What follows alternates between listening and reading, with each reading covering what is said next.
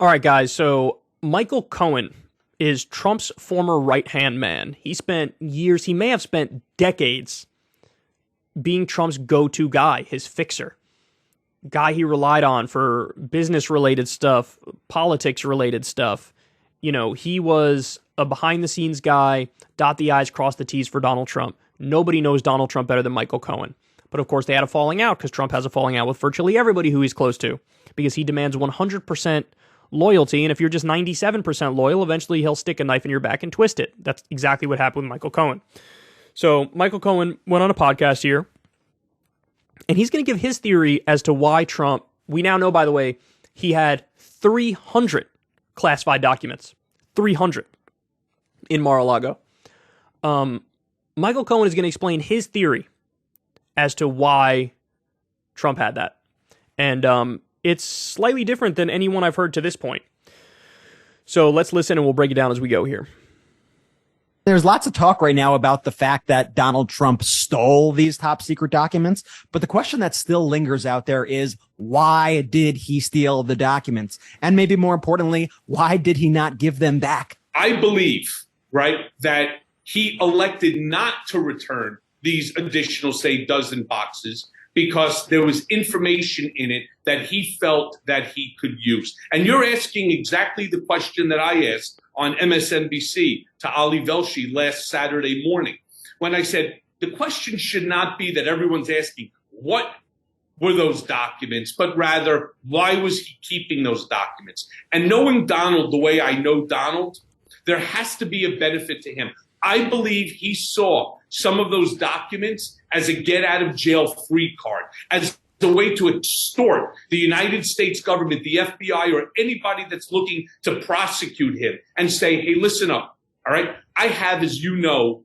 a lot of supporters that are willing to die for me. And as a result, I have given them certain documents, all right, or copies of certain documents that could be injurious, which he wouldn't use that word because he doesn't know what it means, that could harm, all right? He only uses like 4-letter words, that could harm the national security of this country. And I say that because he doesn't give a shit about this country, right? The country rejected him in the 2020 election, so he's just as happy to burn the fucking place down. But if you indict me, if you incarcerate me, these documents are going to be released to Iran, North Korea, right? To Russia, to China. And this is going to create a national security issue that the United States will never rebound from.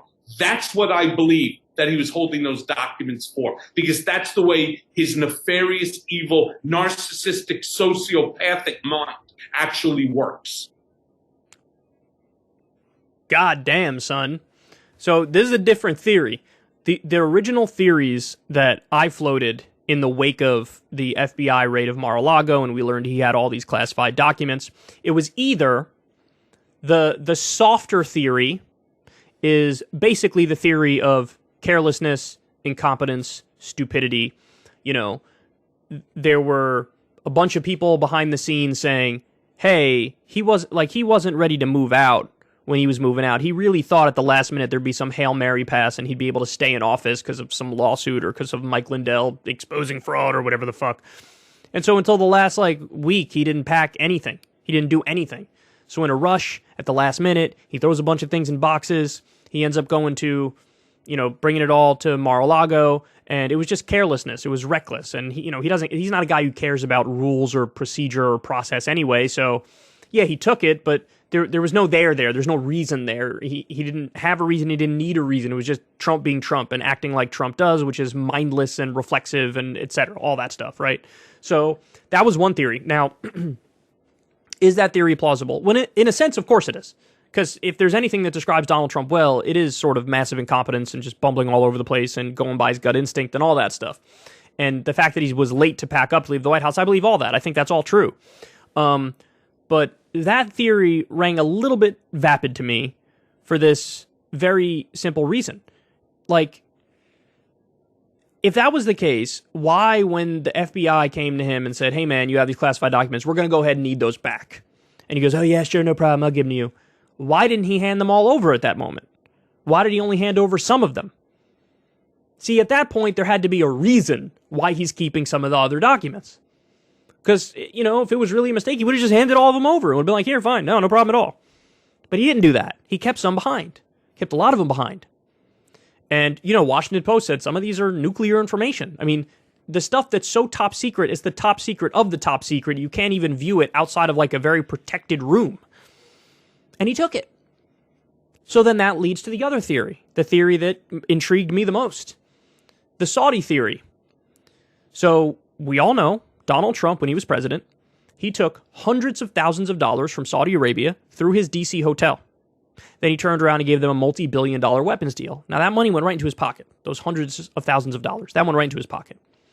But honestly, that's just child's play to what happened after that, right? He also looked the other way as they chopped an American journalist into little bits and pieces and didn't even give them a slap on the wrist, not even any optics challenges to them. It was like, oh, nobody even knows what happens. What's going on here? That was sort of the line that Trump was going with. Well, then we also learned Trump got, this number is not verified, but we don't know the real number, maybe up to $100 million from Saudi Arabia for his golf event. They had a Saudi Tour golf event. The Live Tour was at his course in Bedminster, New Jersey. He got up to $100 million to have that event there. Now, are they really just paying him for that event? Or are they paying for other things? Are they paying for favors? Are they paying for, maybe, one might say, information? And then you add in the cherry on top, which is Jared Kushner took $2 billion from Saudi Arabia in a business deal. This was a deal that even others in the Saudi government looked at it and said, this isn't a good business deal. Why are you giving this guy $2 billion? This isn't even like his normal field of financial work. And Mohammed bin Salman personally overrode those experts and said, oh no, this is a good investment. So why are you giving Jared $2 billion? $2 billion! Well, the theory is the Saudis are buying some kind of information. Now, again, Ken Klippenstein reported in 2019 they were lobbying for nuclear information. Now, I don't know the specifics of what nuclear information they're asking for. Could it be that they want to build a nuke in the proper way and they need that information? Maybe. Could it be something else? Possibly. But they want information. You know who has information? Trump has information. You know who has classified and top secret and super duper top secret information? Donald Trump does. And he kept that stuff back. So the other theory was that. Just basically selling information for personal gain, which I could totally see. Now, but what he's saying is even different than that. It's almost a layer above and beyond that. He's taking it in case he needs a get-out-of-jail-free card at the last minute to say, you can't come after me. I know where all the bodies are buried. I know all of our secrets. And if you come after me, I'll just give our secrets to, whoever. Now, this guy knows Donald Trump very, very well. So on the one hand, you have to take what he says seriously. You do. I mean, this is his theory, right?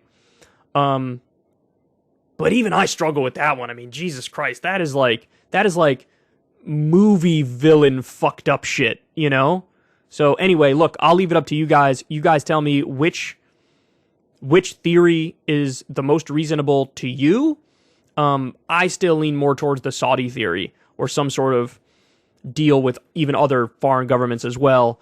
I don't know if it's as extreme as what Cohen is saying here but I mean, he doesn't know him better than any of us, so who knows? But that's a powerful ass theory, man, and that's a scary thing to contemplate. If you want to see me and Crystal Ball interview legends like Noam Chomsky, Cornel West, and more, subscribe to Crystal Kyle and Friends on Substack. $5 a month gets you the video version a day early. Remember, we take $0 ad dollars for this podcast. Or you can sign up on Substack for free and get the audio version a day later.